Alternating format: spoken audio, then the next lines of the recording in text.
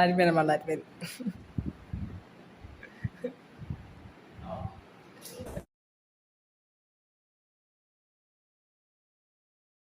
সপোনৰ ভগ্ন কণাবোৰে কন্দুৱাই যি আছিল হে পাবুকু তাজি সুনেৰাই আবেগৰে বান্ধোন ছিঙিছে আৱৰিছে নিদাৰু এন্ধাৰে জীৱনো আজি